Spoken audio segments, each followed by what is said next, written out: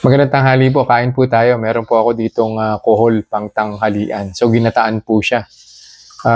Pretty straightforward, salt, pepper, gata, at saka yung siling pangsigang. Of course, sibuyas at saka garlic. Hindi ko pa po na-measure to eh.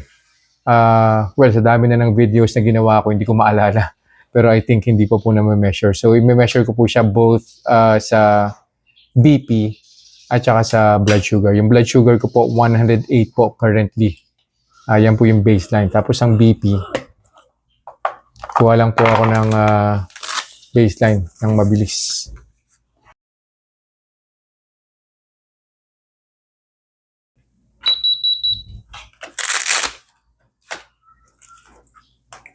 $112.80 po yung baseline or $110.80.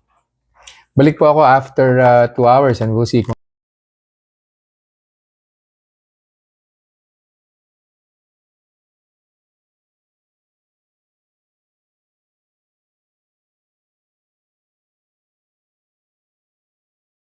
conclusion na po tayo dun sa kinain kong kohol 2 hours ago. Unahin ko po muna yung blood pressure. So wala pong epekto sa blood pressure. Though hindi po ako nakakuha after 1 hour, yung second hour po na blood pressure reading is 110.80. Ang baseline po is 110.70. So yung second hour within normal range po siya. Sa blood sugar naman po, nag-start po yung blood sugar ko 108. After 1 hour, nag-113 po siya. And then after a few more minutes, nag-117 pa po siya. Yun na rin po yung peak, yung 117. And then on the second hour, 117 pa po siya. Medyo mabagal po bumaba. Pero after 10 more minutes, nag-113 na po siya. And then yung arrow right after the reading, pababa na po siya. So yung 108 to 117 plus 9, napaka-minimal po niyan. It can be considered na fluctuation lang po yan. So ibig sabihin yung kuhol po na kinain ko, ginataan po yun take note.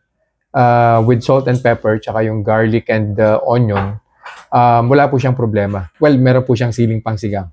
Nakalimutan kong banggitin. So wala po siyang problema. Diabetic friendly po siya. Pero syempre, dun pa rin po tayo sa in moderation. So hindi po pwede na unli. Kasi hindi po natin alam kung ano pong magiging epekto niyan kung sobrang dami yung kakainin po natin. So yun lang po for this review. I'll see you guys in the next vlog. Bye-bye. Reminders lang po, huwag pong mag-a-unli. Always eat in moderation. Di po ako doktor, so whenever in doubt, konsulta po kayo sa doktor ninyo. And yung results po ng mga review na ginagawa ko, it may vary. So huwag niyo pong i-expect na yung resulta sa akin is magiging kapareho po ng resulta sa inyo. So yun lang po. Have a nice day.